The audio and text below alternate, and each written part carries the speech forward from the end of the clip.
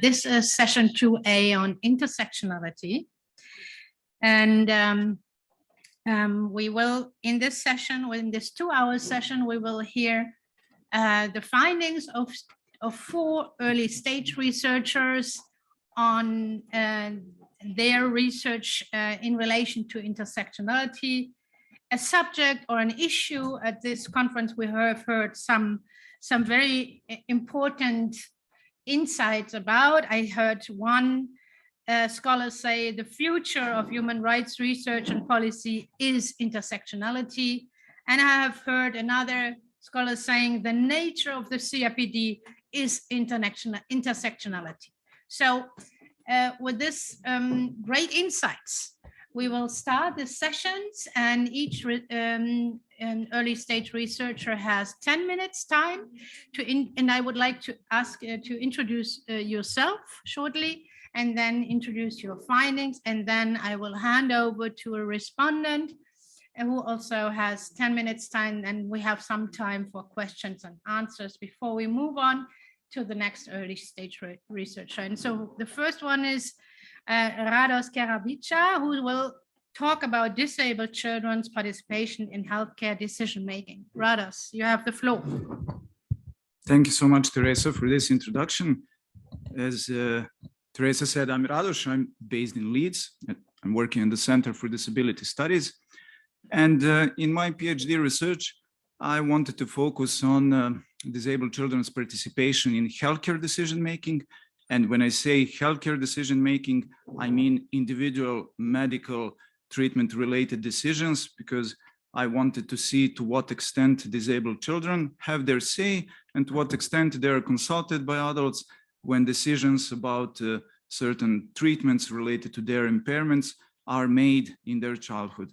Because as we all know, disabled childhoods are pretty much pathologized, and there is a lot of impetus by medical professionals to do something about the impairment, to try to ameliorate the effects of the impairment, or to try to cure it in a way. So my focus was orthopedic surgeries, elective orthopedic surgeries, because that allowed me to explore the range of impairments, because orthopedic surgeries are sought as a solution for a wide range of impairments, ranging from cerebral palsy, different kinds of neuromusculoskeletal disorders, or different kinds of deformities of bones. So in my research, I talked with 8 families in England, 8 families in Serbia, interviewed parents and disabled children, including the ones with intellectual impairments. And I wanted to see what are their experiences when they use healthcare services and when they deliberate about possibility of surgical treatments. I also did a bit of legal analysis, because I wanted to see what are the international human rights standards in the area of child participation. And that led me to explore the synergy or intersection between the Convention on the Rights of People with Disabilities and Convention on the Rights of the Child.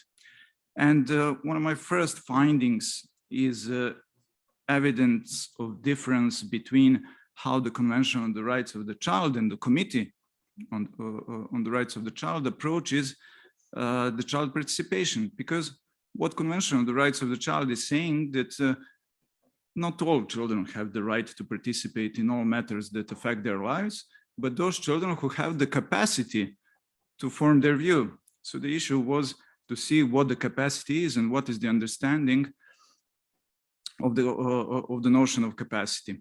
Further, the adults should involve children and give them some influence on the final decision in accordance with their age and maturity. So there was the also issue to explore what is the understanding of those committees, what maturity is, how do we know when the child is mature to exert some influence on the final decision.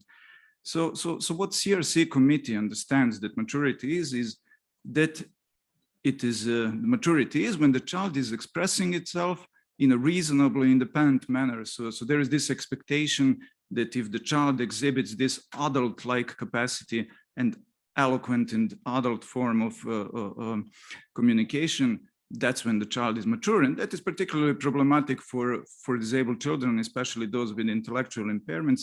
And then that's something that is absent from the Convention on the Rights of People with Disability. There is no this conditioning that only those who have the capacity can participate. And there is emphasis to provide disability and age-appropriate accommodations. So there is relationality and the emphasis on support and the actually capacity of adults to provide support to children to participate effectively. So what I found when it comes to practice of participation and the experience of families is that participation is not standardized across the healthcare system. So it largely depends on the well-meaning individual healthcare service providers, doctors and physicians. So those who have the intention or who have the inclination to allow children to participate, to ask them questions about their symptoms, to allow them to have their say in the decision. Those were the instances when children were informed and participated to some extent. But most often than not, there were almost any involvement of children and no inclination of healthcare professionals, especially in Serbia, to involve children. In England, it was noticeable that even sometimes assistive technologies are used, like animated films which present to children how the medical procedure looks like, how the surgical theater looks like.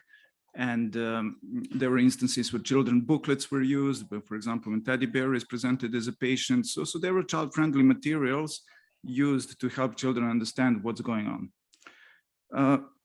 But the group who was mostly excluded from participation were the ones with intellectual impairments, because the perception of both parents and healthcare professionals were that there was no point to talk with children with intellectual impairments, but because they wouldn't understand what's going on, so they were not even informed. Because when we talk about participation, it is important to understand that it is not just about being a decider and making a decision. It is about being informed, being allowed to express the views or ask questions, engage in a dialogue, and exert some influence on the decision, and as ultimate form, making the decision for yourself, which is the possibility to give consent. So usually law regulates when is the age limit when the child can give the consent.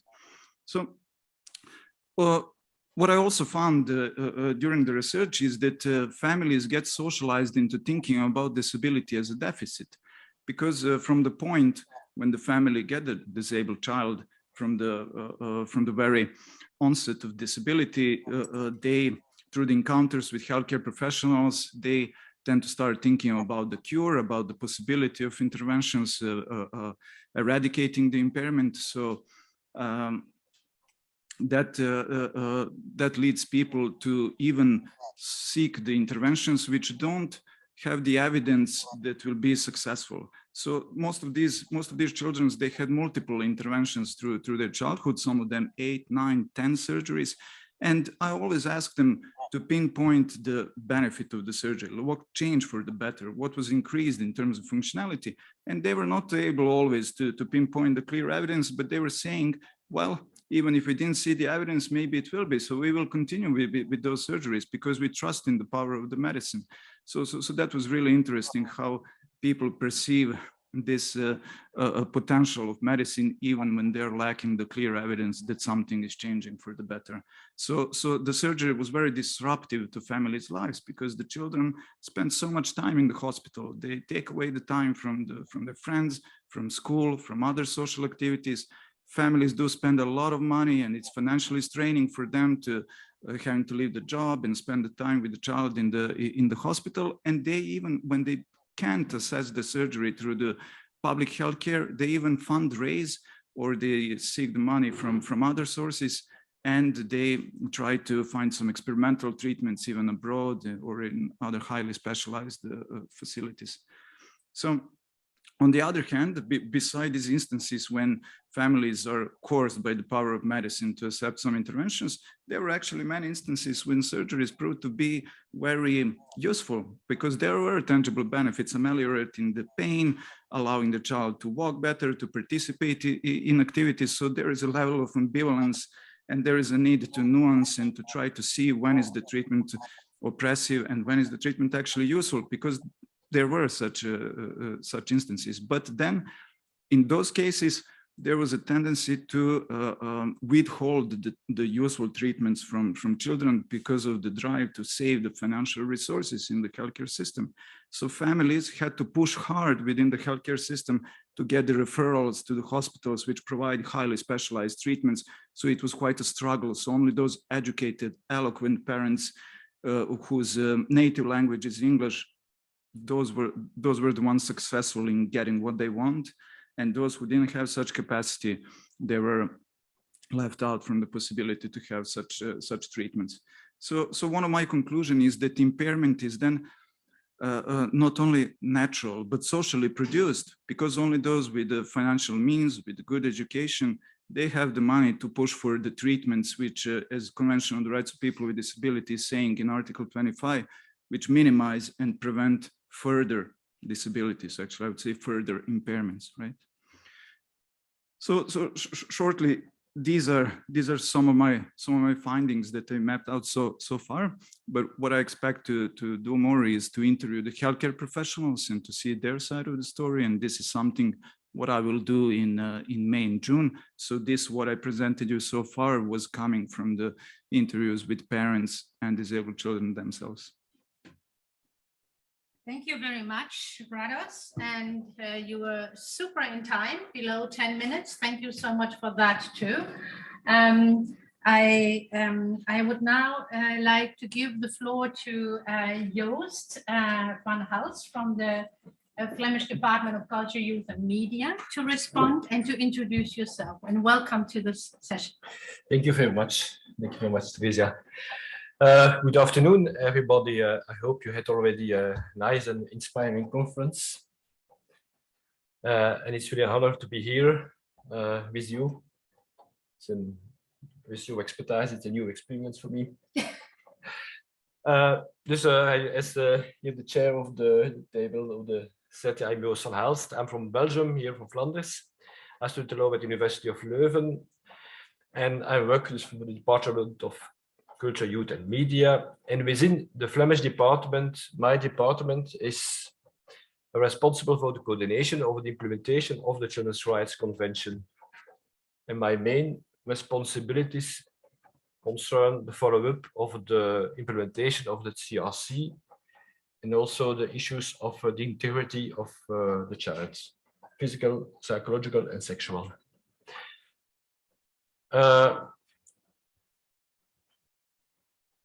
I understand that I've been asked as a respondent because as a member of the steering committee for the right of the child, and also I co-chair with Vitva Halila from Finland, the Council of Europe drafting group of a guide on children's participation in decision-making process regarding their health.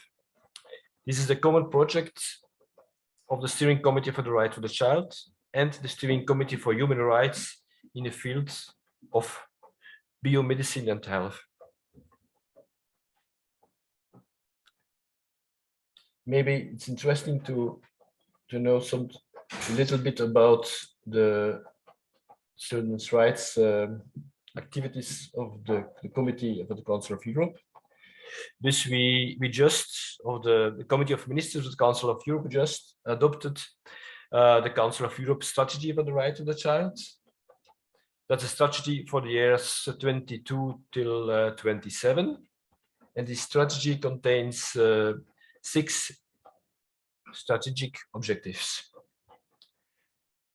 Freedom from violence for all children is the first one. The second one, and for you very important, equal opportunities and social inclusion for all children. Thirdly, access to and safe use of technologies for all children. Fourth, child-friendly justice for children. Fifth, giving a voice to every child. And sixth, children's rights in crisis and emergency situations.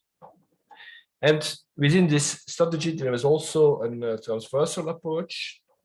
This means that there is a specific approach on gender sensitivity, on anti-discrimination, and on child participation.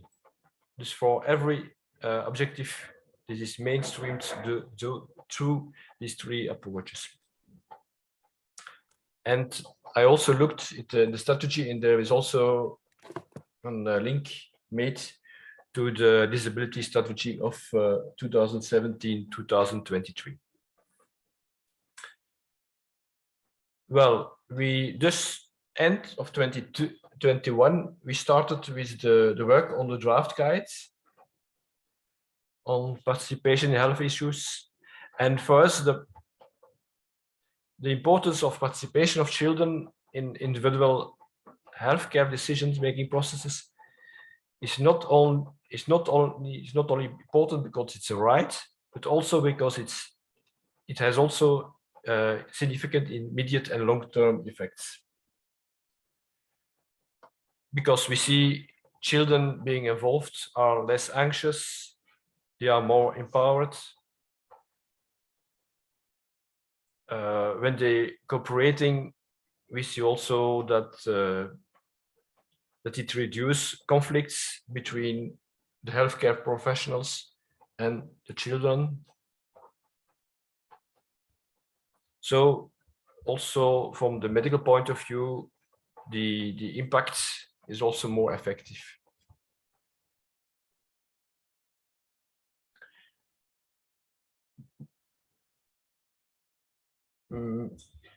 To go now a bit in depth also on the Children's Rights Convention, I found the insight of others very interesting to hear that how do we determine that maturity of the child. And in fact, in the text of the Article 12 of the UCLC is stated the age and the maturity.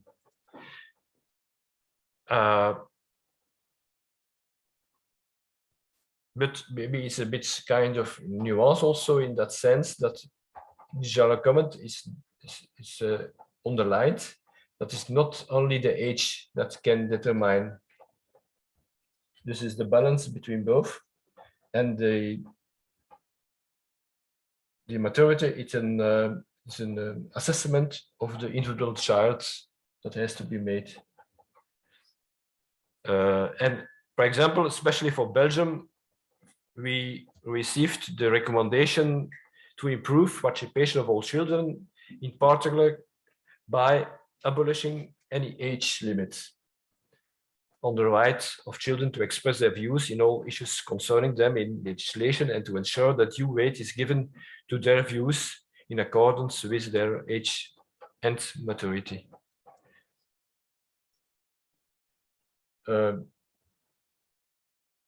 Still, who define that maturity? It's an interesting question for, but let's say for scientific people like us. But maybe I can end also to say it's 2 years ago also we made internally a little study on the link internally with the colleagues from the Children's Rights Center in Flanders, KEKI, abbreviated.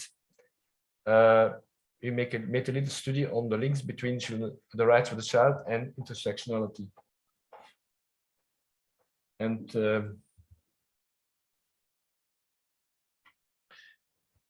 understand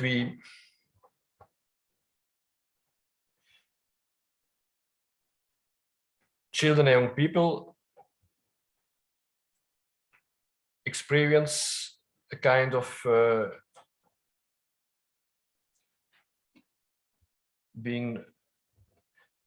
not being full citizen of a society, but certainly children with impairments, this is the double one. But it was also what's very new in the findings of few others for me is that it's not always faiblesse, not always a weakness. Sometimes it's also a strength. A strength, yeah. And I see when we talk about non-discrimination, we always see it like a weakness. And that's an interesting issue to work out. Thank you. Thank you very much. And again, thank you to the speaker for keeping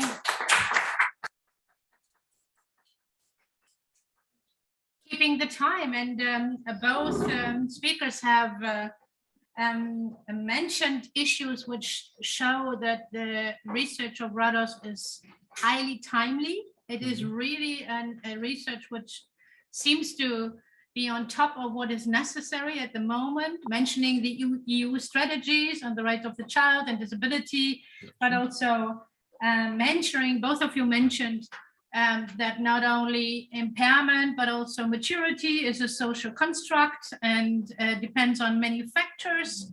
And that is obviously an issue which where we need, in order to answer all the questions in relation to these issues, we need research. And maybe Rados, I saw that you make some notes. You want to respond quickly to yours, and then we open the floor for questions. And I also look into the chat of the Zoom room if there are any questions. Thank you. Thank you, Joss, and thank you, Teresa. And there was one interesting question that I was asking myself, but I also asked the participants and including healthcare professionals that I so far had the opportunity to get in touch. I mean, the ethics committee, why is the participation important and why is it good? So we heard Joss, and this is also what I found, that professionals tend to look at the participation from the point of instrumental benefit, right? To reduce child's anxiety, to ensure child's compliance, and to ensure adherence to the treatment.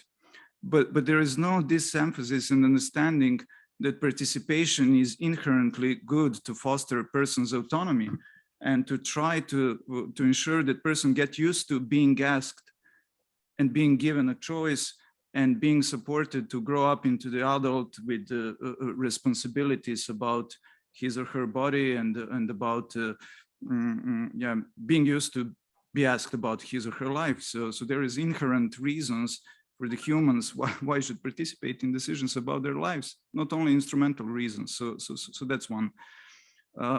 Second, about maturity, I did notice that some children tend to exhibit greater level of maturities because they undergo so many treatments and they get familiar with the medical language. They know all the equipment, what is it for.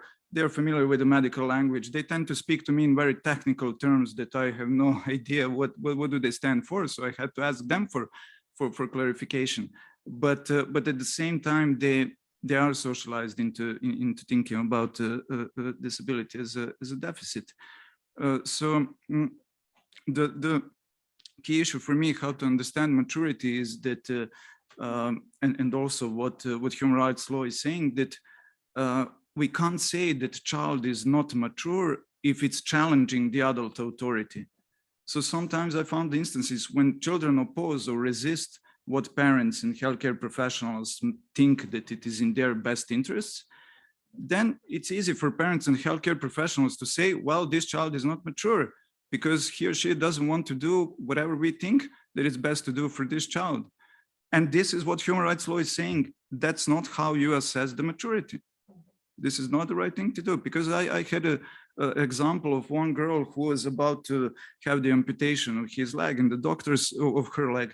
And doctors were so insisting that they should do 6th and 7th surgery just to try and to save her leg. And she was 12 and she was saying, I'm sick and tired. I can't stand this pain. This is not the life that I want to live. Just cut it. I don't want 6th and 7th surgery. So the doctor said, okay, she is challenging our medical authority, but that doctor thought, okay, she is mature because there are reasons and we can understand why she is saying what she was saying. So that's my point, that it doesn't necessarily mean that the child is not mature if the opinion of the child is contradicting the adult authority. So we should think about the wider circumstances and the implications of these medical interventions and the level of certainty that this medical intervention is bringing. So I'm still grappling with this, how to assess maturity, but that was one of the points I wanted to make. Thank you, Rados, for that response. And maybe we open now the floor for questions. I am also looking at the chat, but I have not seen any questions in the chat so far. Any, yeah, please, Mark.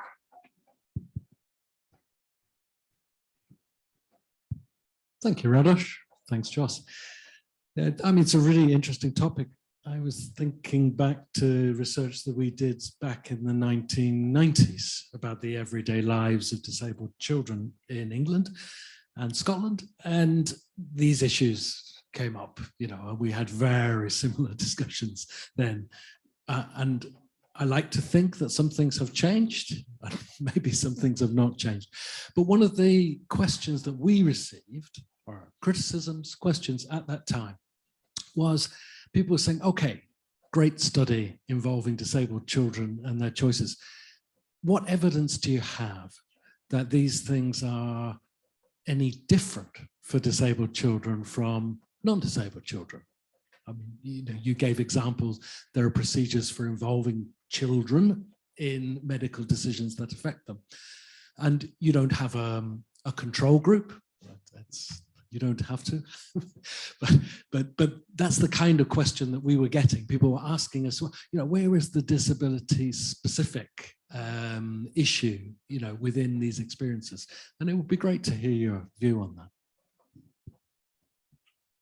Yeah, it was quite difficult to disentangle what are the barriers that are originating from the child's age, from childism, and what are the barriers that are related to disability, disabling barriers.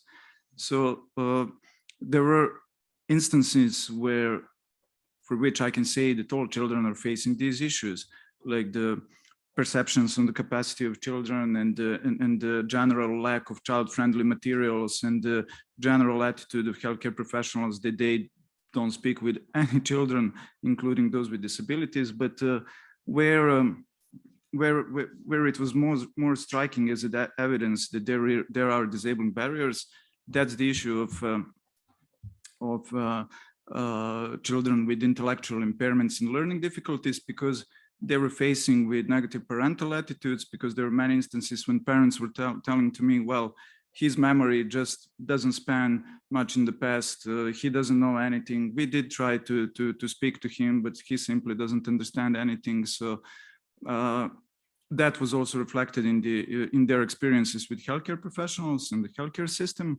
But also what I noticed that it's much related to disability is the availability and quality of impairment-related treatments, because that's why I was so interested to look into the impairment-related treatments, because patient choice is much restricted when it comes to what's offered on the table, what kind of treatments are offered in the healthcare systems. Sometimes highly specialized treatments which are proven to work, they are not offered and not funded by the public healthcare. And sometimes experimental treatments that don't work, they are pushed on disabled children. So I think that's one of the disability specific issue, the quality and the type of impairment related treatments, and consequently the restrictions surrounding disabled children as a patients and their choice in the healthcare system, because they can't get the referral to the hospitals of their choosing, to professionals who are best in performing certain kinds of treatment. They can't get the reimbursement to get the treatment abroad if the certain treatment is not provided in the country. So their highest attainable level of health is actually in question here. But as I said, when it comes to participation, there's more evidence that this is something that concerns all groups of children, not only the ones with disabilities. But when we talk about children with intellectual impairments, then there is literally no adapted materials or no knowledge among healthcare professionals how to perform certain procedures, because what they do is, when the child with learning difficulties is worried or in fear or is having panic attack, like five nurses jump on that child and hold that child without opportunity to have the presence of a parent. They tell the parent, well, stay outside, because they think that presence of parent will disturb further the child. So they use the force to administer certain treatments. So this is also particularly disability related barrier, I would say. Thank you. We have one speaker from the Zoom room, Ivy. I think we can, yeah, I'll be very brief. It's only really a comment. Yeah, I was just going to say, Radosh, that I really enjoyed that presentation, as it's an area I'm really interested in myself. And I was particularly interested in what you said about the long-term benefits of participation, you know, to children, you know, and I think that that's something that really needs to be explored a lot more. You know, I've done quite a bit around participation in youth mental health settings, and I firmly believe that the, you know, participation really does benefit someone long term in terms of their own self-advocacy, but also and independent living, but also advocacy and advocating on behalf of others. So I'm really glad that that came out in your research, because I think it's really, really important and something that I haven't seen touched on an awful lot. Thank you, Ify. Do you want to respond to that? No, but it was more of a comment. Yeah, I agree with you. Joost, please, you have the floor. Yes, maybe I'm glad with the comment of the lady. It's of the advantages on child participation, but maybe I stress too much the instrumental side of participation.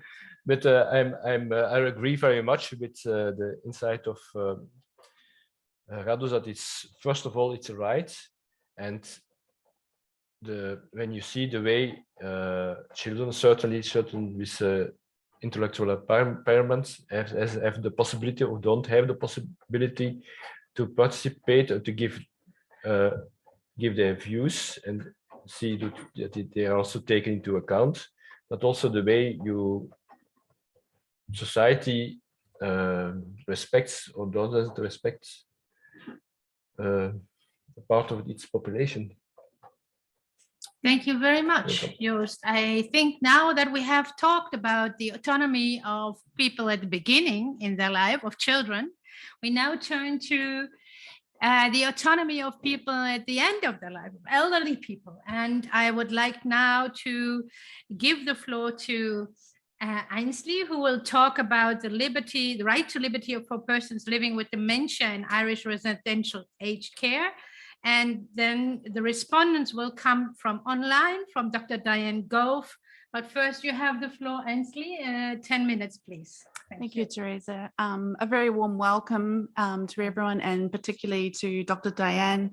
Thank you for being here as well. My name is Ainsley, and I am based at the Centre of Disability Law and Policy in Galway. And it's an absolute pleasure to be able to present my research today, which looks into the right to liberty for persons living with dementia in Irish residential care. I guess there's two overarching research aims, and the first part of the project is about investigating legal protections available for older persons living with dementia, specifically in Ireland, in the case of residential care. So I look from Article 14, which is the right to liberty and security of the persons of the Convention of the UN CRPD. I also look at the ECHR, Article 5, which looks at liberty as a broad context. And then even within the Irish Constitution, I look at Article 40, which also pertains to liberty. I guess the key point to take away from this presentation really is the project is about capturing the authentic voice of persons living with dementia. It's about ensuring, it's really important to me about ensuring that meaningful participation was in this research and was very much at the heart of this research, the lived experience. Today, I'd like to highlight three key findings that have emerged, and these are quite prominent findings that have I've had 4 research groups, ones that look at professionals, another research group that looks at lived experience, the third looks at self-independent groups, and the fourth is looking at regulatory bodies and monitoring bodies like the Ombudsman and health inspection. So the first emerging finding is looking very much from a rights-based approach, and I'll go through these shortly. So just to highlight that, the first point, The second is looking at when liberty is deprived, and that's looking specifically in the context of residential care facilities. And then the third finding that's emerged is the amplification of a deprivation of liberty during a COVID era as well. So if we look perhaps at the first finding, as I said, it's a rights-based approach, and it's very much reframing dementia through a disability lens. So as we know, dementia is a significant cause of disability among people over 65 years of age. And this is where we see the intersectionality of age and disability come into play. We also know that persons living with dementia are explicitly identified as intended beneficiaries of the CRPD. And this was quite surprising during the study, especially with the lived experience that not everyone identified as having a disability or was aware of their rights in accordance to the CRPD. Specifically, Article 14 is really important that clear through the research that it affords the right from arbitrary detention and other restrictive practices, which I'll talk about shortly. So moving on to that is the second point is the deprivation of liberty in the context of residential care facilities. Now there's three main points that have come from that. The first one is what we call de facto detention. That is when a person is not free to leave without permission and is under continuous control and surveillance. In a practical sense, how that manifests is a person may be controlled by a nurse, they may not have access to the community garden, there may be keypads on doors be locked, not having access to the kitchen to make a sandwich, and bathroom breaks are scheduled as opposed to when the person needs them. The second point, which I'm personally really passionate about, and it's a big overarching theme in my thesis, is looking at what we call chemical restraints. And when I mean chemical, we look at pharmacology, so the use of antipsychotics and benzodiazepines, any sort of sedatives, which are often prescribed in the later stages of dementia, and that is used, the clinical rationale behind that is to control behavior. But this raises an interesting question. Do we confine, control, or modify behavior based on a restraint? I also look at physical restraints. So an example of that might be a seatbelt in a chair. So a person may be in a day room for up to 8 hours, sitting in a chair with a lap band or a seatbelt, or even a tabletop fixed to the chair. This can also include bed rails. So a person is unable to move freely around their bedroom, and they are fixed to their bed. And also looking at environmental restraints as well. I think this is a more insidious aspect that sort of emerged through the research, and that is, like I mentioned, keypads to doors. You know, a person may not be able to go out and spend time in the garden, or it might be scheduled time. So if a person wanted to plant a specific plant or flower, that's, you know, that right has been taken from them. Another interesting finding is the guise of, and this is very much a clinical term, but the guise of a false risk status. And basically, this is the practice of custodial specials. This is where a person is limited in their mobility.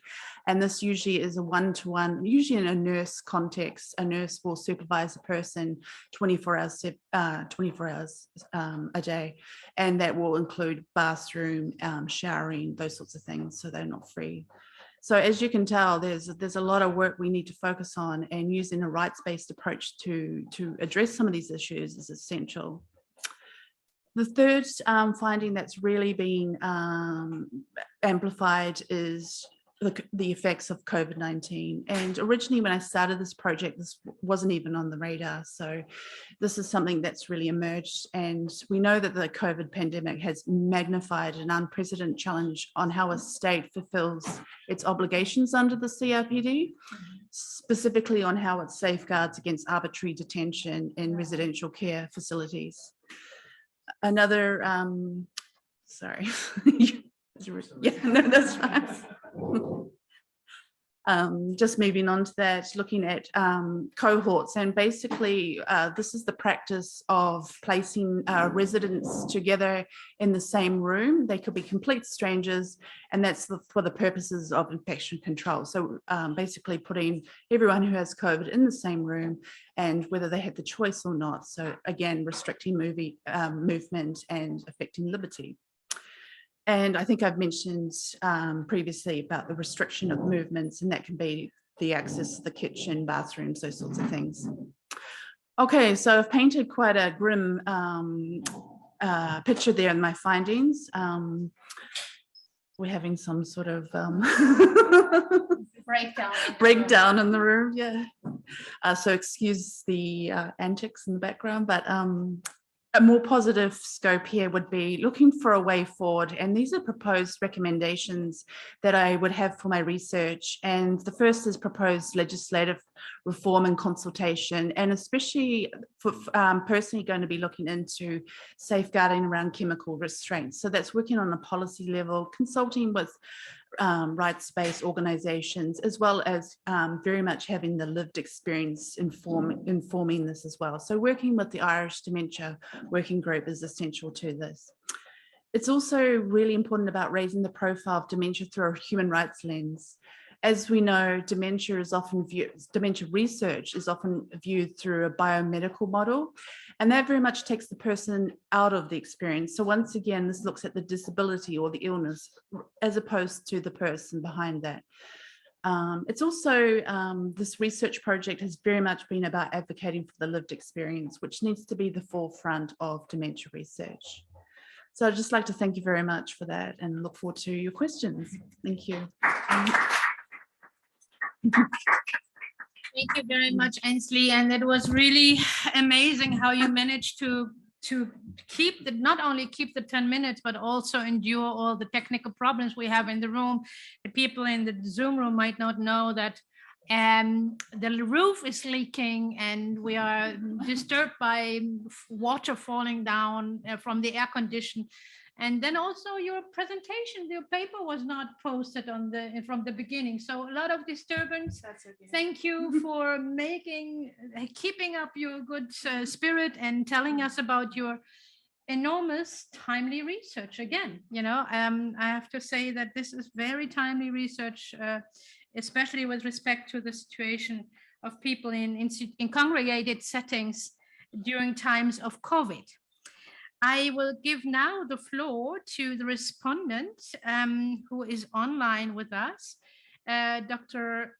Gove, Diane Gove, from the Alzheimer Europe and from the University of Bradford, and please introduce yourself before you respond, and you also have 10 minutes. Thank you. Okay, so hello everybody. I'm sorry I couldn't be with you here today. And just to say before I introduce myself, that was a fantastic presentation. It's brilliant work that you're doing, Ainsley. So I'm Diane Gove. I'm the Director for Projects at Alzheimer Europe, which is based in Luxembourg, and it's an umbrella organisation of national Alzheimer associations across Europe with members in over 30 different countries. And just a reason why this work is so fascinating and why I'm really, really keen on finding out more about it is because these are the exact topics that we've been working on for like over 20 years.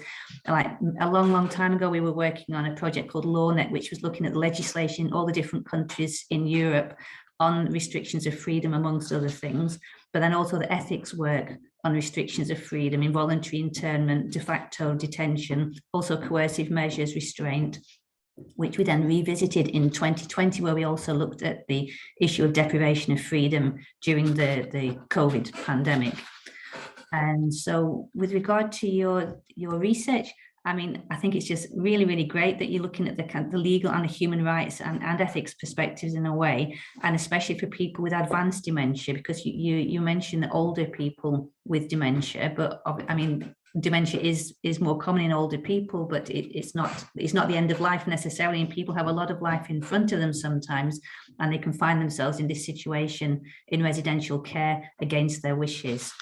And so I like the way that you've made the distinction as well between the legal and the de facto deprivation of freedom.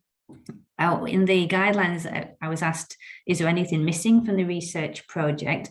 And I wouldn't say there's anything missing, but I would just say there are some things that I think it would be nice to hear more about eventually, which is some of the additional challenges for people, for example, the older women, especially who live alone, who don't necessarily have any relatives or familiar person to stand up for their rights. And that can be also women who didn't have children. It can also be sometimes LGBT plus women.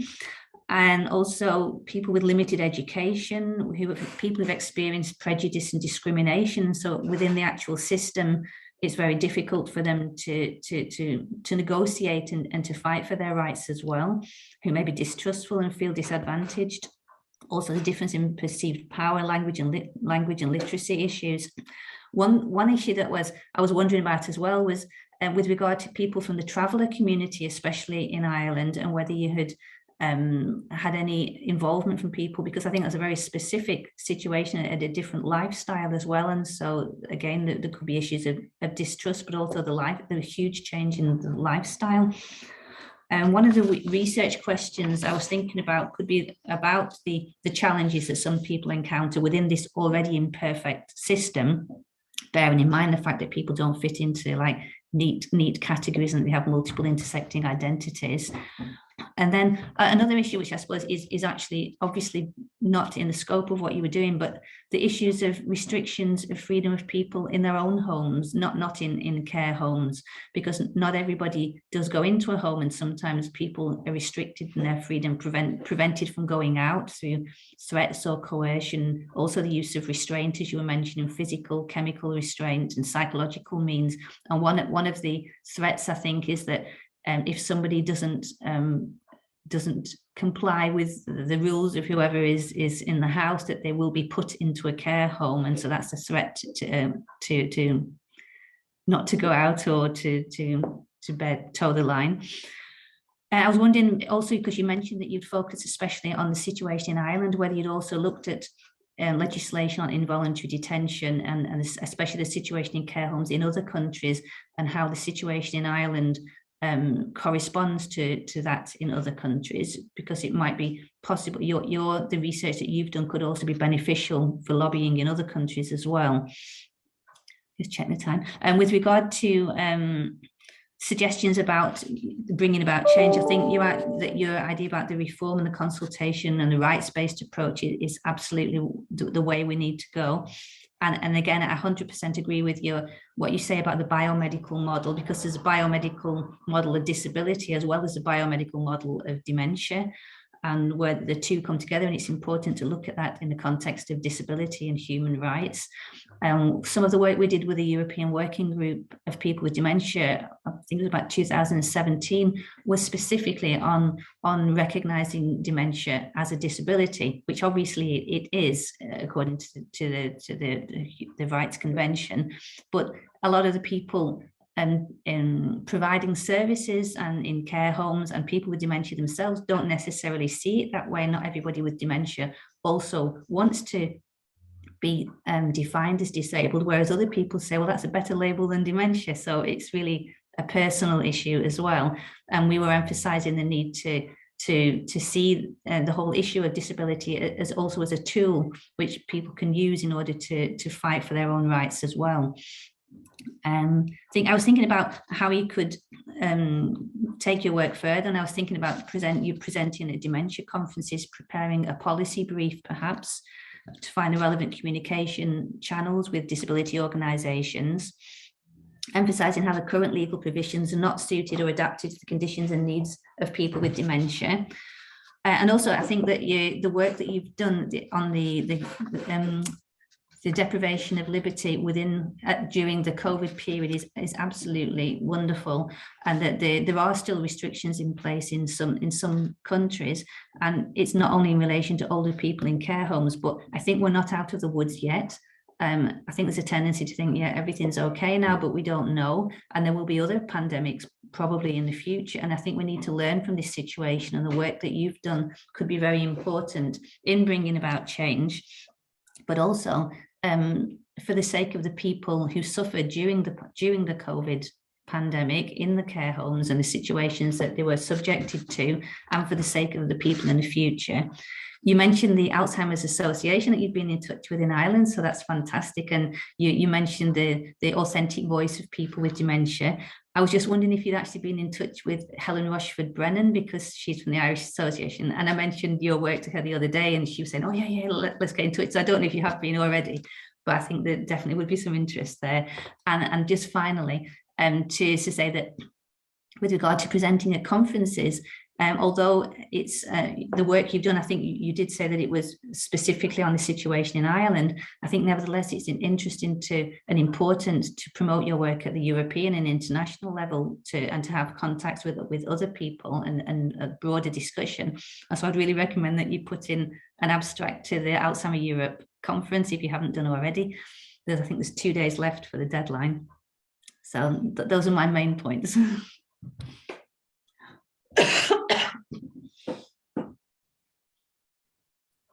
All these great practical tips, but also it is great to hear that the research is so useful to the people in the field, the organizations working in that field. And maybe, Ainsley, you want to respond to some of what Diane has said, and before we open the floor for questions? Thank you so much, Dr. Diane. That's a really fruitful discussion and very helpful as well. Yes, on a couple of points, I've spoken with Helen and I work very closely with Helen. She's brilliant. And so hopefully we can bring about some policy change around the chemical restraint side of things. Yes, the plan is, unfortunately, I was going to do a comparative study between different, well, initially three EU states, but because I had to redirect the project because of the COVID pandemic, I settled on just doing one case study in Ireland. However, I would like to take the findings from this and use it in more of a global sense. So it would be, a pleasure to work with yourselves and further and with the findings to disseminate those. And in terms of the lived experience, those are excellent points, and that's certainly been on my radar. And I have tried to, from the lived experience research cohort, I have tried to get as much diversity as possible. So looking at urban, rural perspectives, because they're very different in their approach. Yeah. I had one lady who lived in a rural situation, and she was placed into a care home, and it was like an hour and a half away from her family, and it was somewhere where she didn't want to go in the first place, but then also the added complexities of mobility for her family supports as well, and that was simply because there was only a place available in that county. But yeah, no, thank you so much. I'm going to definitely look into more diversifying and looking into minorities as well, because I think that's really fruitful, and I think it's an important voice to amplify as well. So I really, thank you so much for your time and for your feedback. That's really helpful. Thank you. Thank you, Ainsley. So we would now take questions from the floor or from the chat in the Zoom room. I see Colin.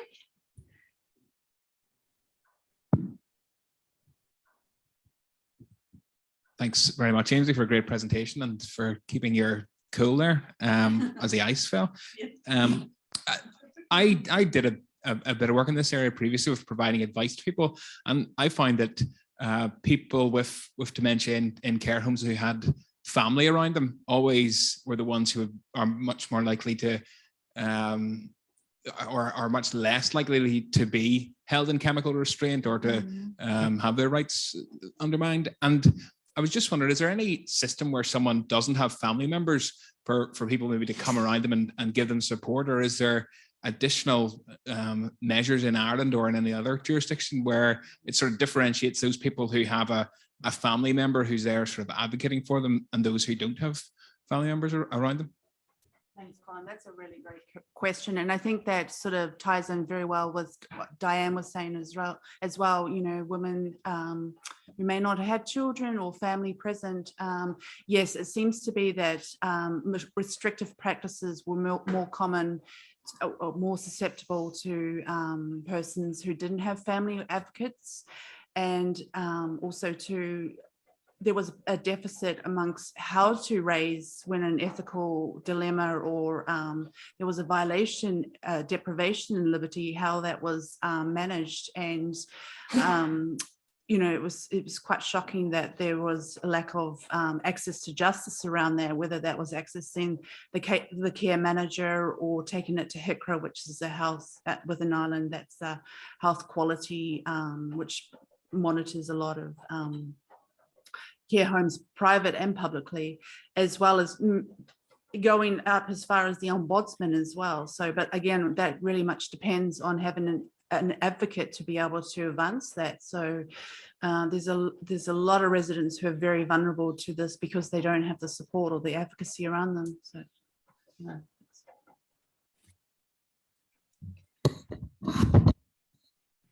Thank you, Ainsley. And there's another question from Eleonora. Yeah, well, it's more of a comment than a question. Thank you, Ainsley, for the research and for sharing it with us. I just wanted to connect it to what Professor Quinn said earlier. Never underestimate that we might have a legal framework addressing the rights of elderly people. And I am a true believer that your research will be a great contribution to that treaty, whenever that may come. So thank you. Thank you, Ali. Thank you, Ainsley. That's a great statement. We still do have a little bit of time for more questions. If there are more questions to both researchers and both respondents in this session before we go to the next two. I personally find it very interesting that both researchers have addressed the issue of identifying as disabled, or the respondent have. And yes, this brings us to the question, what do we do? Does the CRPD apply only to those people who identify as disabled? As a lawyer, I would say no, because we never asked if we apply a law, whether the person it applies to identifies of that law. What we do let people choose if they want to exercise the right, yes or no.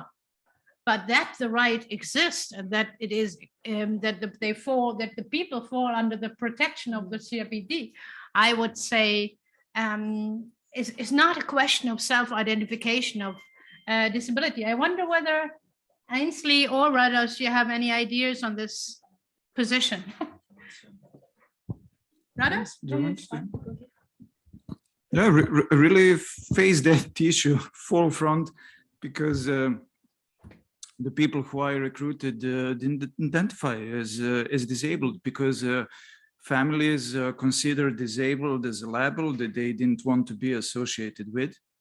They consider disability as a term which has negative meaning.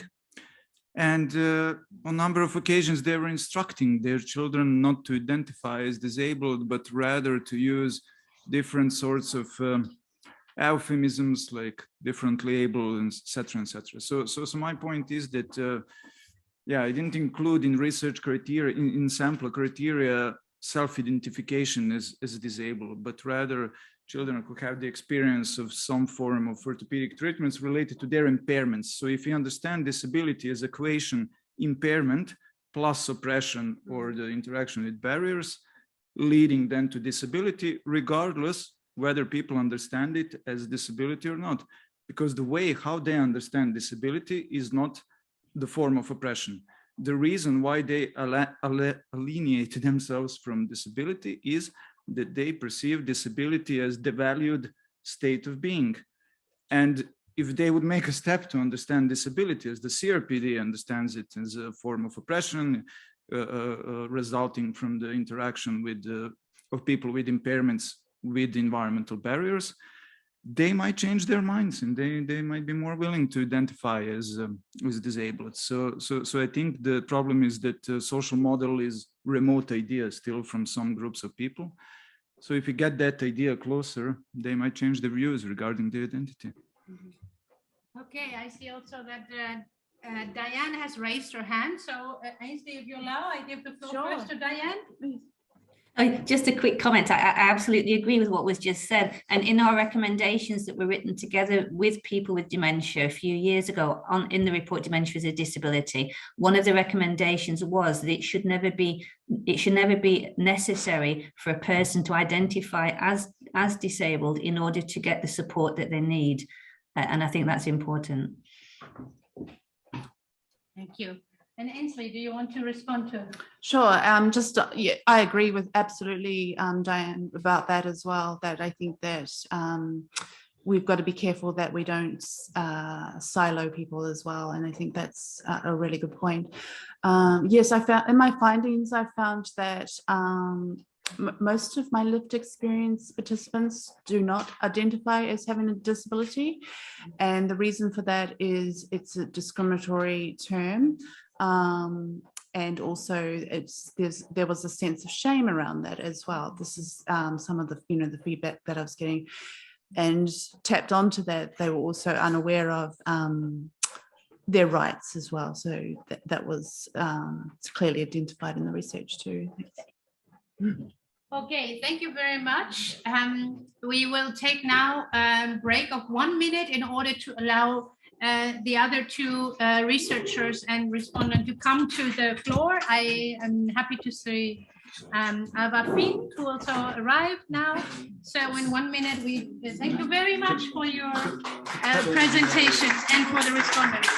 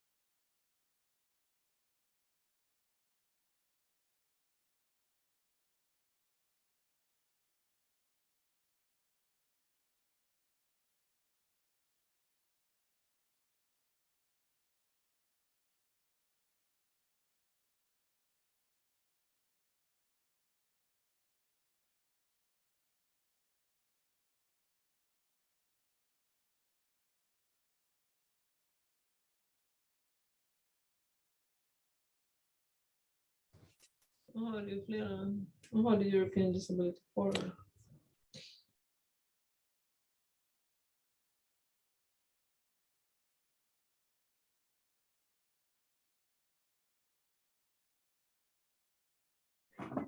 The topic was about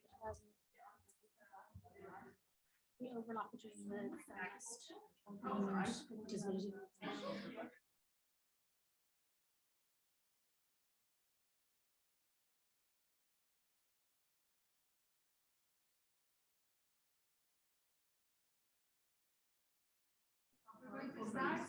Okay, welcome back to the second part of this session on intersectionality. And I'm happy to announce that the next two early stage researchers will focus on the participation of disabled women in social movement. That will be The research on that will be presented by Ivy Price, and then followed by the respondent Alva Finn, who each have 10 minutes, and then we go over to another issue which has which relates to this broader subject of women, disabled women, and movements. Megan will talk about her research on reproductive choices, prenatal screening, and fetal impairment. And the respondent will be not Jeanette Chatter and Lonneke van Kampen, but Paula Pinto, who is willing to step in. Unfortunately, we have lost Jeanette and Lonneke, but Paula steps in as a respondent. Thank you so much for that. So without further ado, I would like to all of you introduce yourself when you speak, and each of you have 10 minutes. So we start with Ivy online. Great, thanks everyone, and yeah, really happy to be able to participate online. So thanks so much to the organisers for facilitating that.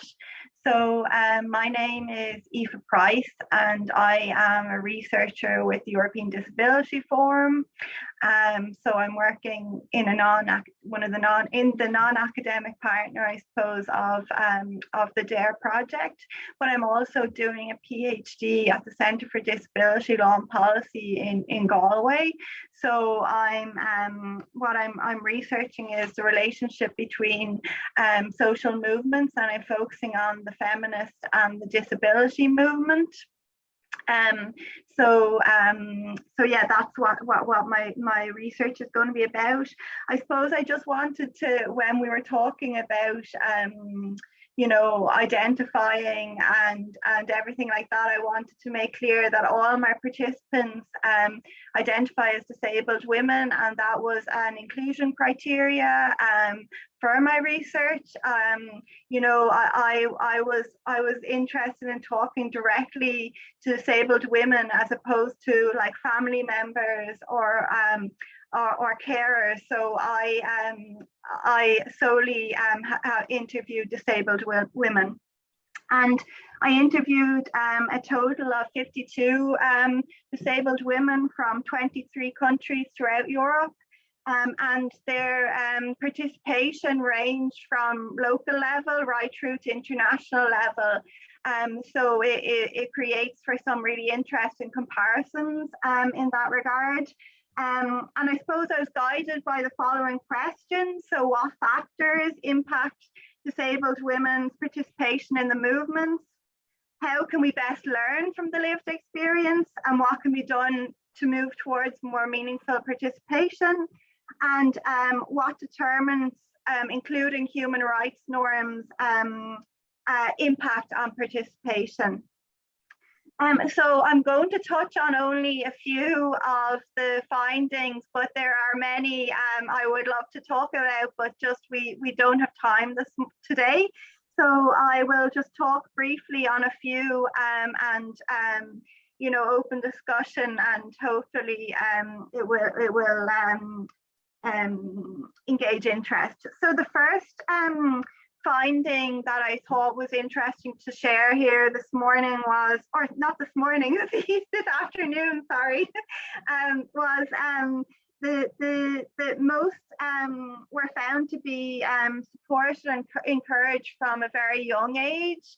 So parents often fought for children to attend mainstream schools and to kindergartens, for instance, and you see a really strong pattern of determined parents, and particularly determined mothers actually pushing for equality at a really early point in these people's lives. And I suppose many really viewed the importance of inclusive education, whether they had been in an inclusive or segregated education themselves. They viewed inclusive education as an important factor. And I suppose as well, the early experiences of the women really seem to impact greatly on their lives and the person they became. And then Next, I want to talk a little bit about how the historical and geographical context can influence participation. So I found that the context and location of where the participants were from had an influence on their life experiences. And even, for example, some people in the same country but are maybe based in a rural or an urban setting. You know, there's different resources available, there's different opportunities for participation. So that was something that impacted on participation. For example, someone from a remote area versus a capital city. And as well, the change over time in regards to historical context and political context was something of note, and particularly, for example, in Eastern Europe in more recent times, people feel they have been allowed to voice their opinions more and more, and that this clearly impacts on participation. Both the geographical and the historical context. The next thing of important note that I want to touch on is really this idea of privilege. And it's something that really struck me actually with the research. You know, nearly everyone who was interviewed spoke about how they feel that they're in a privileged position, and that they really, I suppose, want to use this position to improve the situation for women and girls with disabilities. And many, I suppose, had reached a high level of education and were aware that there were other people who hadn't reached that, and that it was really, I suppose, it was important for them to fight this fight. And many of the people as well had different interests in their life, but they chose to focus on this specific issue. And then I think it's important to look at kind of friendships and networks, and how these were really an important element of participation. So the women created like strong friendships with each other, and sometimes, I suppose, just being around other disabled women was enough to initiate this kind of this social movement, this disabled women kind of gathering. And often women, like, as I say, came together informally, but decided to formalize and create these groups. And there's a really strong sense of community among disabled women in Europe. And many spoke of each other's work and knew of each other's work. So I suppose that was quite significant as well. Yeah, and drew on even different examples, like internationally. When I was talking to someone in one country, they'd say, oh, and you know, they'd refer to what someone else did in a different country, and that was really, really interesting. And then just I suppose in terms, that's kind of looking at the individual, but in terms of promoting inclusion within both movements, more needs to be done. You know, we haven't reached levels of equal participation within the disability movement. A lot of the time, it's you know, if there's more men participating, traditional issues are dominating there. A lot of women spoke about accessibility and not being able to get past this issue of accessibility. But then when you talk about the feminist movement, that's the one barrier to it's a major barrier to the women's participation. So it was really funny that that came up as an area, as a kind of an issue, an important issue, but for very different reasons. So within the disability movement, the women wanted to move beyond this issue and talk more about, you know, other issues. But within the feminist movement, they couldn't even participate because the accessibility wasn't there. So that was kind of an interesting thing to reflect on. And then as well, what was really important is the participation of disabled women in both movements. And this really is key. And many women spoke about this, the need to infiltrate the disability and the women's movement. And you know, if we're not present, you know, the issues won't be heard or won't be addressed or won't be highlighted. So I think that that's really important. And beyond the women's movement as well, there needs to be infiltration in the environment movement, in the LGBT movement. You know, I feel like disabled women need to be present in all the movements. But I suppose this the focus on the women's movement kind of highlights things that can be used into the future other movements can use. But yeah, so I suppose that was really, really essential, and I'm just conscious of time and I don't want to go over, so I'm happy to call it there if I think I am a bit gone a bit over with the clock. Thank you so much. You were very good with the timing, and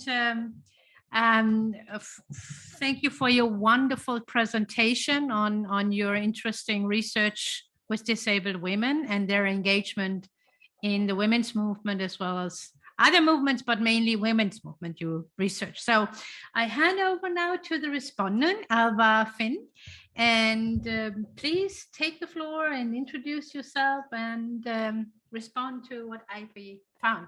Thank you. Hi, I'm Alva Finn. I am the Secretary General of Social Platform. EDF is actually a member, but so are the European Women's Lobby. We also have other movements representing older persons, for example. So we take a very intersectional approach. So it isn't the first time that I've heard some of the findings that you've just expressed, Aoife. And actually I also have been involved in the disability movement myself and also the feminist movement in Ireland. So these are things that I think are known to a lot of us who have an intersectionally feminist approach. When I was reading through the kind of more broad context of your research, I also noticed that you talked about kind of sensitive topics. And I was just wondering what they are. I was imagining probably SRHR being one of them, or yeah, the main one would be the area of abortion, as there is much contention between the disability and the women's movement, and I suppose it's an area where we need to work together, and there has been developments in recent years in this regard, but that would be one of the what would be considered, you know, sensitive issue. Another major issue that came up was around violence against women, and the feminist movement really focusing on intimate partner violence, whereas the violence experienced by disabled women is often a lot broader than that, but it's not kind of touched on. So I suppose it would be those issues, and not seeing disability as kind of, you know, an add-on, but like having it there centrally within the movement, as opposed to just kind of something that, you know, they do with this group, you know, so that they will be kind of some of the issues that came up. But I hope to have in the dissertation an entire, it was a theme that came out, contentious kind of topics or issues that they wanted to be addressed. Yeah, that's interesting. I think having been involved, and I mean, maybe you yourself were in the whole repeal campaign, it was something that I saw, particularly around abortion. It wasn't just about abortion for people with disabilities, but it also access which was also a sensitive issue, right? It's very difficult to go on and get a boat to England if you were, a woman with a disability. So I thought it was an interesting conversation anyway in Ireland, which I'm sure that you were also privy to.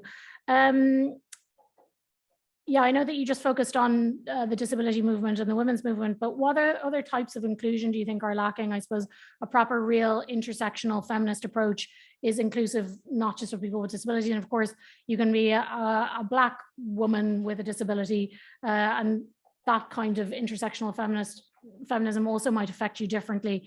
I think the women's movement in general is really doing a lot of soul searching and the kind of inclusion that it needs.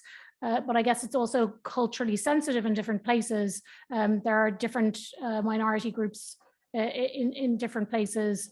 So for example, traveler Roma communities as well. Did you discuss a little bit wider about the type of inclusion that your respondents would have been wanting to learn about? Because I as a leading an organization that has a lot of different movements in it, there is sometimes a tension between my issue isn't being seen as much as this person's issue. And if your issue isn't the issue of the moment, sometimes you can feel drowned out. So yeah, I know there is this tension of how much inclusion do you need in some movements, and are we ready to have that kind of inclusion? For example, in the disability movement, are they ready to be looking at, disabled or people with disabilities who are also travelers or Roma people? Sometimes people would draw the line there, so it'd be interesting to understand from you whether or not you push these questions with the respondents. Yeah, and I suppose for the people that I interviewed, they were activists and involved in activism, so they're very open to this. But a lot of people spoke about how the mainstream feminist or the mainstream women's movement, they didn't always they couldn't relate to it, whereas they kind of described themselves as radical feminists or like intersectional feminists. So that was obviously a key issue in that, identifying with a movement and what movement and that. And yeah, I am very aware of the situation in Ireland, as I'm very involved in an organisation there called Disabled Women Ireland, who were actually set up on foot of the difficulties and the lack of conversation with disabled women about the abortion and the lack of our inclusion within that discussion. So I think that and I do think that the disabled women's organisations do have an important part to play as well. And I think that they as well as being involved in the mainstream feminist and disability movement, I think that they are good vehicles to drive issues forward and drive change. So I think that that's particularly interesting as well. Thanks. And there were some problems that were noted, I think. So for example, lack of independence of DPOs, making movements more inclusive more generally, and how to use privilege to improve the situation of, I suppose, both people in both movements. But I have my own thoughts on this around like the solutions that there could be. So, needing to set terms on the money that you accept from any donor. It doesn't matter if it's a state. I mean, we all deal with this no matter which NGO, right? You're getting a bit kind of influenced by whoever your donor is. And then the inclusion of diversity of different people on boards. I think we can all be looking at how we set up our governance structures so that they're fully inclusive, and that it's just not all the same people all the time. The same with membership organizations. looking at the members that you do have to increase diversity. Also giving up space, that's something I'm really happy to do, and I do all the time. Sometimes I just say this, it's absolutely not me who needs to be talking about this, and then I try and find someone who can talk about their experience. And also there's something around employment as well. There are loads of NGOs that are run by people just like me, who are like, you know, white, able, white women or men. And how do we find diversity? How do we make, at the moment I'm searching for an office, for example, I've made it a rule that we cannot move to an inaccessible office. But yeah, I was just wondering, like, what are the solutions that these women thought of to fix some of those problems? Yeah, and I think you've touched on really important points there, particularly around representation and DPO. I suppose, you know, what constitutes a DPO. There's a lot of misunderstanding about that, and there's a lot of organizations that would identify themselves as DPOs and they're not DPOs. You know, they're not run and led by disabled people. So that's a huge area of contention and a huge issue area. And as well, I think what you said there is, like, you know, passing the speaking you know, engagement or something to someone who is more, you know, if it's about disability, to a disabled person, you know, if it's about disability and race, you know, to a Black person or a person of color. So I think that that's really, really important, and for people to know their space. And I think it is a huge issue that people do feel that, like, you know, who you know, that it should, if it's a person who's experiencing a certain injustice, that they are the people who really should be talking about that. And I think that that's really, really important, and important to some. It's very important to the participants, but also I think reflecting on what you have said, I think it's really, really important. Okay, thank you very much. And thank you, Alva, for using your 10 minutes to enter into a dialogue with the researcher, which is really a new format, which is really interesting, and actually what we needed, you know, to have active dialogue between the researcher and the people from the field or from the policy arena. And I have also in the chat a question from Keeleen Berry. Ivy, you can read it, and I will read it out for the people here in the room. Thanks for such an interesting presentation, Ivy. How did you find recruiting and doing research with interviewees during the pandemic? You mentioned access barriers to feminist movement especially. What are some of these access issues specifically? And I think you have answered some of this, but maybe you want to address this again.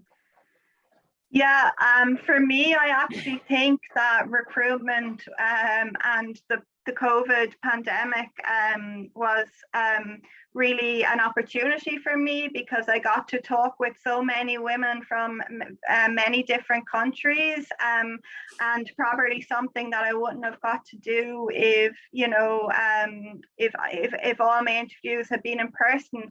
Obviously, that in-person interview is what I wanted from the very start, and you know, it does, you know, bring with it, you know, other elements or limitations, and I would have personally liked to meet and thanked everyone who took part in my research as well, you know. So but I do hope that I meet many of them in years to come, because I've kept in touch with them and that kind of thing.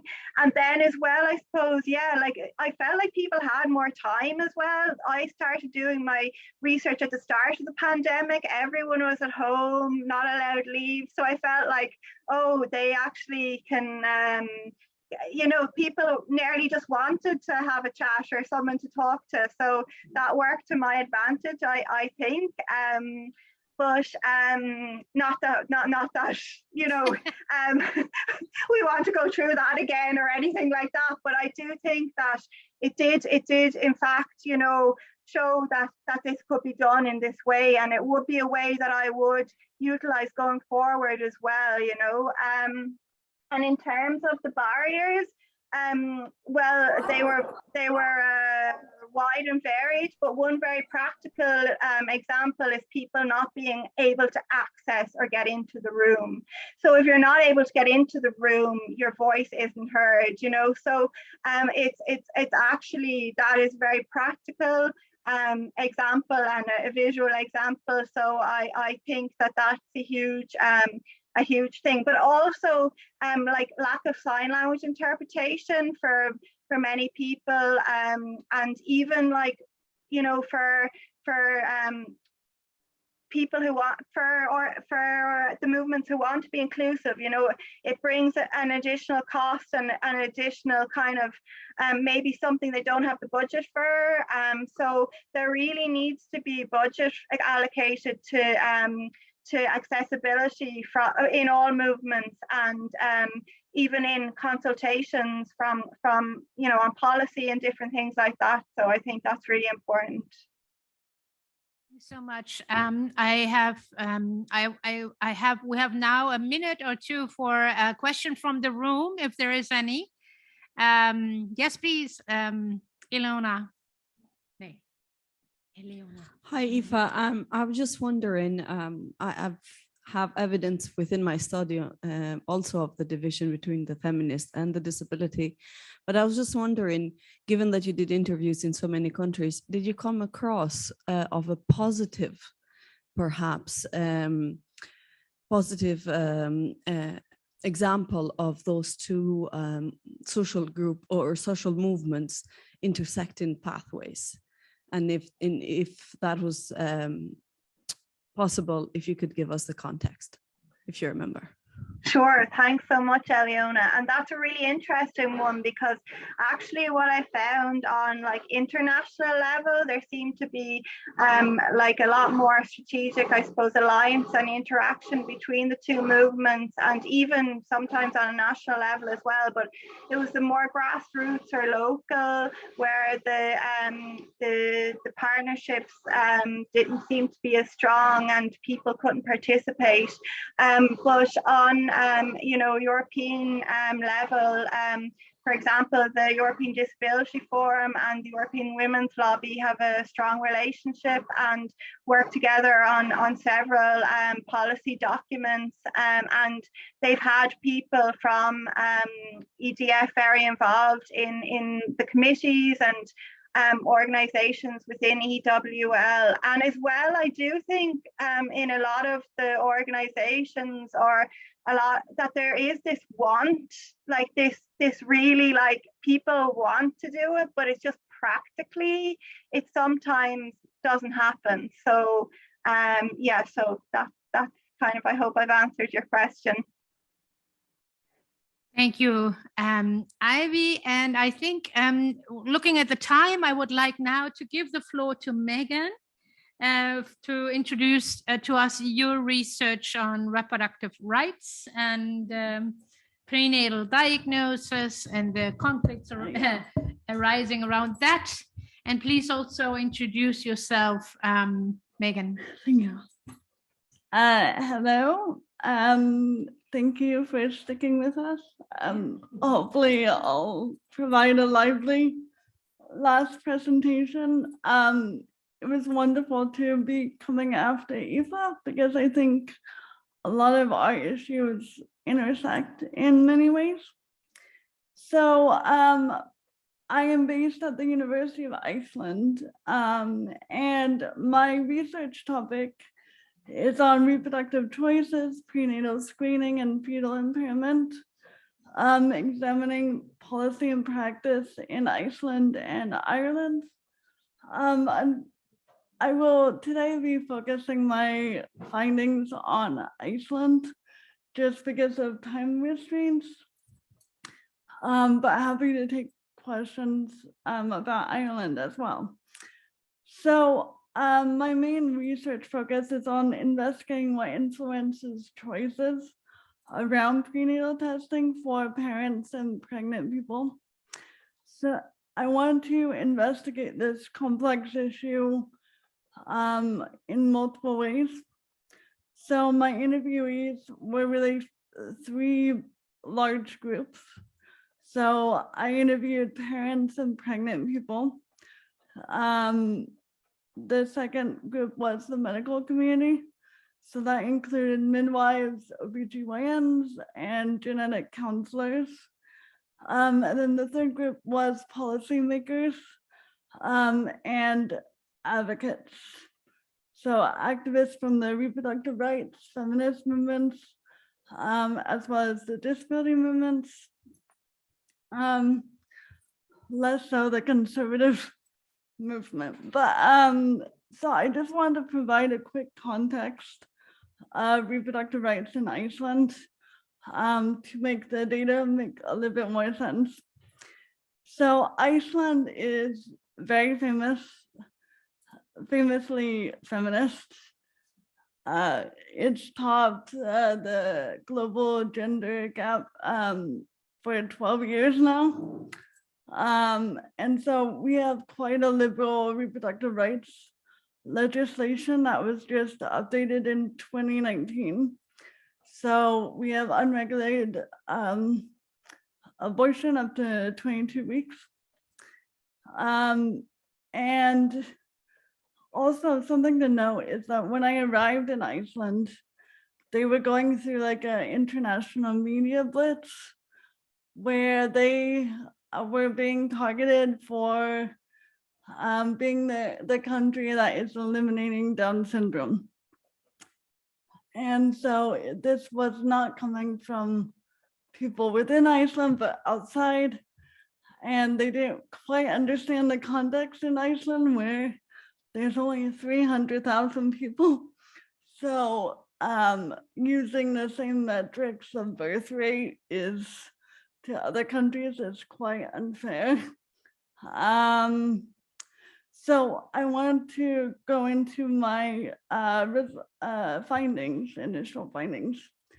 And I think the main one really is that there is a large scale routinization of prenatal testing in Iceland. So it's sort of treated as just another step in antenatal care. And there's also a parallel lack of monitoring of guidelines and practice. So for a lot of the parents and pregnant people I interviewed, a lot of them didn't even recognize that they were going through prenatal testing until they got the phone call afterwards saying, oh, your fetus may have a high probability of Down syndrome. And so there wasn't that preparatory conversation going on.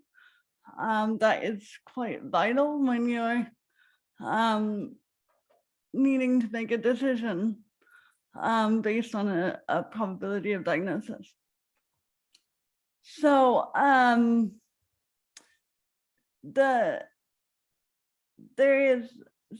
sorry, just to also note that a lot of the parents and pregnant people said that there needed to be explicit denial of prenatal testing. So they had to know that they didn't want to have a prenatal test before they went into the doctor's office. So, and the rate is about 83% of Icelanders go through prenatal testing at the moment, which is actually quite low for Nordic countries. But I think, so one of the biggest things was a sense of shame for a lot of the pregnant people and parents, and shame in terms of in every phase of the decision-making process, because a lot of people that went through prenatal testing didn't talk with their partners or their communities beforehand. And so there was a sense of urgency, and they didn't quite know what to do with this information. And so whatever decision they made, there was a sense of shame that they didn't know what to do. And I think what was quite interesting in Iceland, because of this really liberalized context, and sort of this ideal feminist context, especially now with the global threat on abortion access, was that many pregnant people felt an inadequacy of choice. So, and this means the way that choice is being presented to them by both the feminist community as well as doctors. So all the mantras of like, my body, my choice, women should have final choice. And a lot of women on the negative side of things felt that was incredibly isolating for them, that they had to make this very heavy moral choice on their own, and they had to sort of hold the implications of that. So moving on, I just wanted to focus on the inter-advocacy movement conflicts, because this was brought up before. And honestly, this, in my many years in both the feminist and the disability movement, this is sort of a topic that presents an impasse. People in the disability movement don't know how to address fetal impairment and prenatal screening and abortion. And people in the feminist movement also don't know how to address it, or work with the disability movement on it. So I think that this is influenced, and this was seen in Iceland and in Ireland, that the conservative movement has a very, very clear message that misappropriates the disability rights position and language. So a lot of conservative pro-life, or rather pro-birth movements, they have posters of Down syndrome children. They really want to evoke this sense of pity or you know, the emotional response, and it's very effective. The problem is that most of the disability rights movement is in the middle, and there is so much nuance that it's very hard to have like a 3-bullet campaign to combat the conservative movement. And then on the other side, the reproductive rights feminist side, I mean, we all know that they're waging an all-out battle just to get abortion access. So when they're talking about fetal impairment, it's often about these very, very extreme cases, like in Ireland, where women have to go abroad because they have a fetus that is basically dead in their womb, and they're not allowed abortion. But unfortunately, most cases lie very much in the middle of that extreme. So I think I will leave it at that for now. Okay, thank you, Megan, for this presentation of your research finding, which seems to be very timely. Again, it's a very important subject to do, which we really need more research on. And before we enter into discussion, I give the floor to the respondent, Paula Pinto from Portugal. Please, Paula. Thank you. Thank you very much. So I'm Paula Pinch from University of Lisbon. I'm one of the PIs in this project and just stepping in today. But in fact, I have to thank you, Megan, and this lucky opportunity to, consider more seriously your project and to have this dialogue with you. Because the first thing I wanted to say is really to praise you for the choice of the topic, because I find it a very, very relevant topic for the feminist movement, for the disability movement, for our society, for all of us, actually. And I see this, there's so many layers to your project and your research. And although we don't have much time, I want to deep into some of those layers because I find it is where the real juice of all of this is, and also the questions that for which we perhaps do not have all the answers yet, but that we need to discuss, because it's only through discussion and exchange that we can find ways out of these tensions that you alluded to. So I find the topic fascinating. I find your emerging findings extremely interesting. But at the same time, I'm still wondering about some of the layers that these emerging findings do not yet totally address, in my view. But maybe you already have some hints about it, or maybe you don't, and it's something that needs to continue to be discussed and researched and analyzed. Because as I read it, your research question, in fact, has two parts. So one first part is what influences choices around prenatal testing. But the second part is how this reflexively impacts the societal views of disability and difference in Iceland and Ireland. And I think that this second part,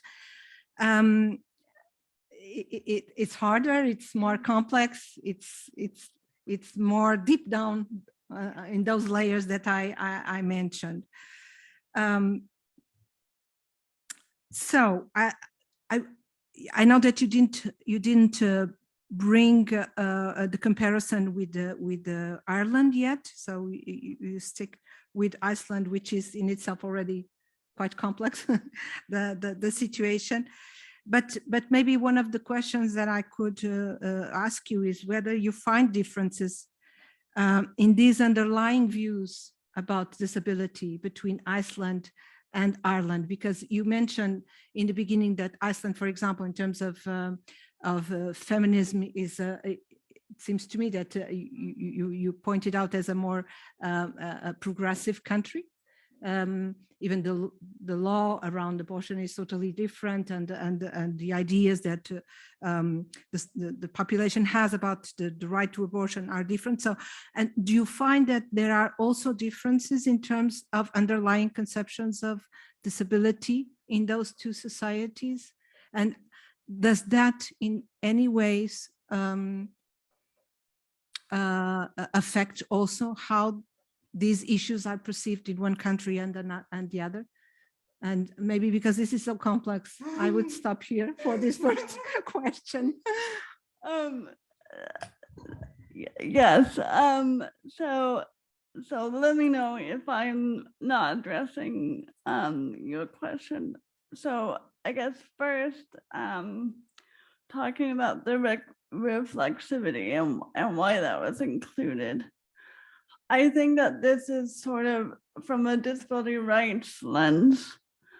I think this is one of the great concerns, because there is a significantly lower birth rate of people with Down syndrome. And so in the last decade. And so when we look at the composition of our communities and our societies, we have to acknowledge the impact that certain types of disabilities are no longer going to be as present, at least in the global north. I'm not going to go into geopolitics right now, but in the global north, where they have prenatal screening and testing. So, and this impacts such as, so not only Down syndrome communities and how they build communities with people that are either have their impairment or how they're looked at by their community, but also investment in services and how much government will address their needs in the future if there is such a low number. So when we talk about reflexivity, it's more about, okay, so if we're not discussing this, if we're not addressing this right now, how is this going to impact our future communities and how we look at disability? So for Iceland, I think it's this wonderfully weird microcosm because it's like the size of a neighborhood in Brooklyn. So but you also have such a I didn't go into this, but such a fascination and attachment with science and scientific advancement. And that includes reproductive technology. And so in Iceland, there is this national narrative that we want diversity, we're very inclusive, but at the same time, there is a cultural and national sort of move to eradicate disease and impairment. So, sorry, but in Ireland, it's, as you know, it's extremely different context. So prenatal testing is quite limited right now because abortion is legal up to 12 weeks, and general prenatal testing will not provide results within that time frame. So in that way, it's very different. However, I think the interesting thing with Ireland is that a lot of the narratives from, a lot of the motivation was based on cases around fetal impairment, and that going to the Human Rights Council. So there's this sort of underlying foundational narrative that abortion is necessary in cases of fetal impairment. Please disagree but so I think this underlying attachment that makes it very difficult to have nuanced conversations about fetal impairment when you have these horrific stories being promoted as an advocacy tool. So I don't know if, sorry. No, you totally addressed the question. Thank you so much. I think it helped us better understand. The second thing that I wanted to also have you discuss here a little bit more, it's about, in this case, what I could call maybe the reflexivity of your own intervention as a researcher. I mean, in certain topics, in certain contexts, when we are doing our interviews, we are already sparkling ideas or thoughts in our interviewees that they never before reflected upon. Mhm. So I was wondering if you felt that within the context of your interviews, that the persons, you call them, I noticed, people who are pregnant. Every time you say people who are pregnant, not women who are pregnant, and I Mhm. guess it's intentional somehow, I don't know, but you say so, and I don't know if those women, they are in process of abortion, or they did already had abortions following their prenatal testing. But did you in any moment of the interviews felt that they were changing their minds, or realizing aspects of the issue that they did not think about before? Yeah, it's a really interesting question. So first, the reason I use pregnant people is because several of my interviewees identified as trans men, and non-binary. Okay. So that was the language that they wanted me to use. And then, so I think with my interviews, I think I talked to you about this yesterday.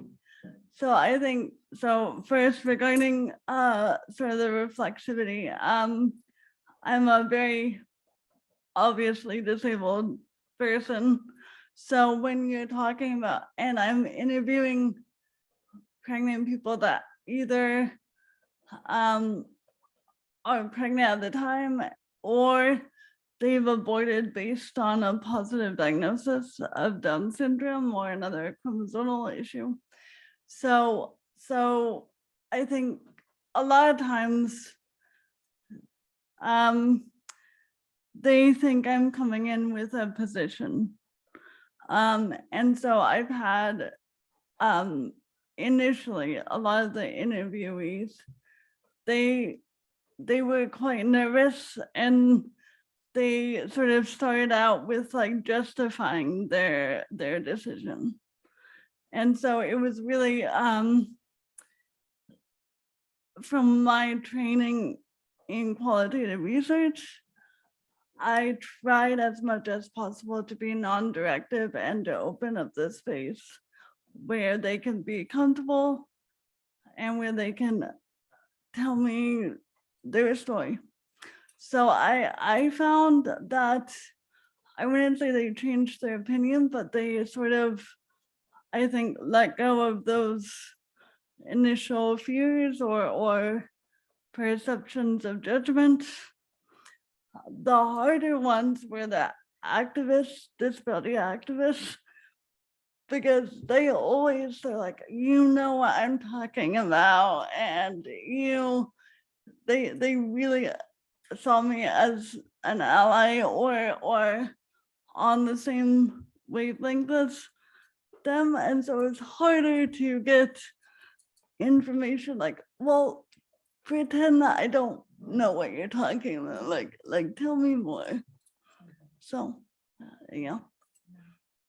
And finally, also, I would be interested in knowing how you are thinking about using your findings and your research, for example, to start addressing that tension between the movements that you talked about, and to address other issues that you raised in your research, such as, for example, that loneliness of the pregnant person in making the decisions. Yeah.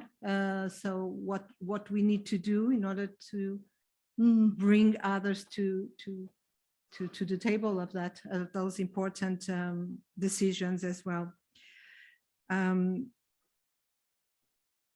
And how you are planning to use that.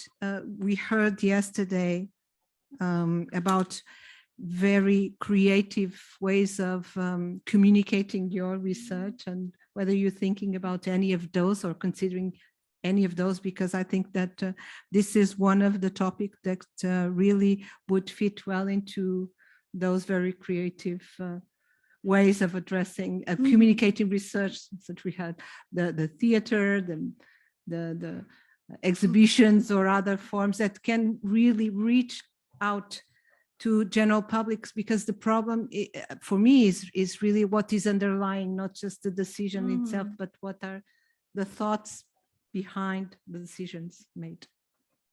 But thank you so much for this wonderful research. I'm just like imagining like a vagina monologues, you know, theater play about prenatal testing. But I'll be in it like once being in that'll be great. Actually, honestly, I think communicating about it actually it's regarding personal stories have been honestly the most effective. And that sort of goes against my personal sort of distaste of disabled people or people in general, like having to like expose their inner stories for advocacy, but it is truly effective.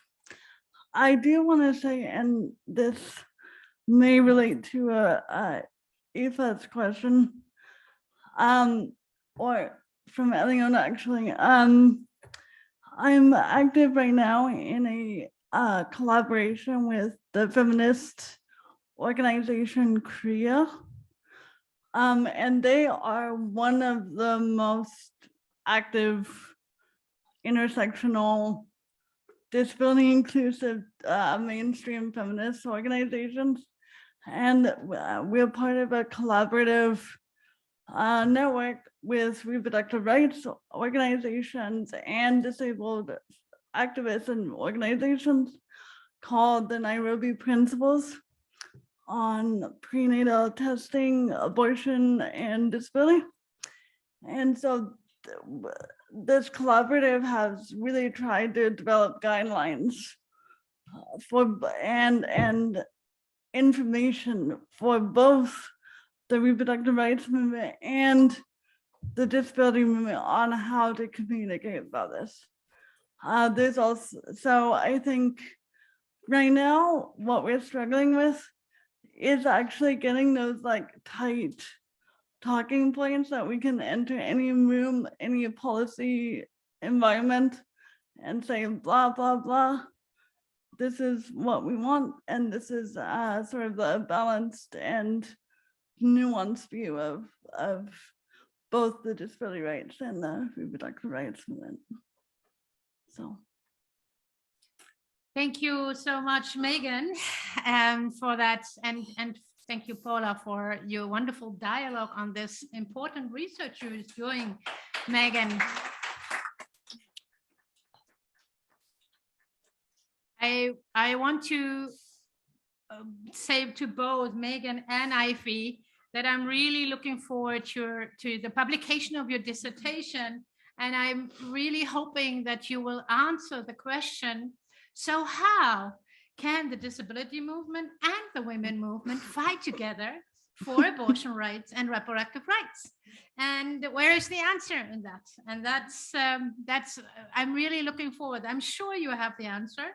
I'm sure that Aoife has also interesting ideas about that. And I hope that you will address that in your dissertation. At this point, we are at the end of this session. I want to thank all the researchers who have presented, Rados and Ainsley and Megan and Aoife, and the respondents for a fruitful discussion. Once again, I learned that this project is really the front-running project in innovative, intersectional, interdisciplinary research. And I'm really proud of being part of this project. And once again, I want to thank Lisa as the organizer again, and Eleanor as the principal coordinator of this project for putting this project up and keeping it going and bring it to a very successful end. And I want to thank the participants of this session in the room as well as in the Zoom room for participating and joining in this wonderful session. Thank you very much. And I'm looking at Eleanor, whether she wants to have the floor in the end. You are there. Eleanor, you would say some concluding words to this session? No, I think Catherine is going to join now to do the concluding remarks for the whole conference. But yeah, I've just been in the other room, so I just caught the very end of your discussion. And yeah, I think again, everywhere we are just constantly impressed by these early stage researchers and their achievements. So for everyone who's listening in and participating, do get in contact, do follow up with these researchers because their work is really going to make the change. So let's all follow up with them. So I will stop there, and I'm sure in a few moments we'll have Catherine to give the concluding remarks for the conference as a whole. Thank you very much. And then I hand over to Catherine. Talking till I see if the mic is working. Thanks very much. So I'm just going to say some final things because I think everyone's been listening and talking and concentrating all day. So you don't need a 45-minute reflection from me. So actually, the last time we met, I met all of you before COVID. I think you will remember we were in Portugal together. And it's been really impressive to actually see how far you've managed to go in this period of time. 2.5 years, I think it is, since then.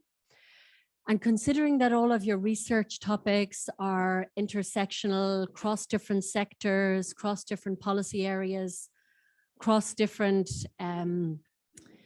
research fields, usually really relies on building relationships with people who you don't already know, going to conferences, networking, and you haven't been able to do any of that in any sort of regular way. All of the things that you planned in terms of travel and everything. So I'm sure you've met with loads of disappointment along the way and how things worked out and went through a lot. So I'm also really impressed to see how you adapted your research questions and your methodology over time to still manage to make all your deadlines and get here to now. So I really think that you should be all really proud of yourselves, and also your supervisors who had to suddenly agree to online interviews and all kinds of things, which wouldn't have been the natural way for us to have done these things in the past. So anyway, that's just something that I wanted to reflect on, and thank you for your work on that. So I also want to thank our colleagues who've been working with us here today. I see Wim in front of us captioning, but I know Marina and Virla have also been in the background. And also I saw Romy, I see Romy. And we've had Valentina, Robert and Day as sign language interpreters. I want to thank our technical team over here in the room, and also my colleagues in EDF who've been working on the organization. So you see Raquel here in the front of the room. I think I see somebody floating around taking photos, Vanessa, but also Anne-Sophie, who worked especially with Lisa over time with the whole committee on creating this event together. So thank you very much to all of you for what you put into developing the program, what you did throughout all of your research in making the event work. And I hope that it's been our pleasure anyway to have finally at the end of your program to have this physical event for most people. And I hope that you've really enjoyed the chance to connect with everyone during this time, and have safe travels home. And the very best of luck, not just in finishing your research and getting your doctorate, but also in taking what you learned during this time and making it change the world, which is what I think you all want to do. So thank you very much.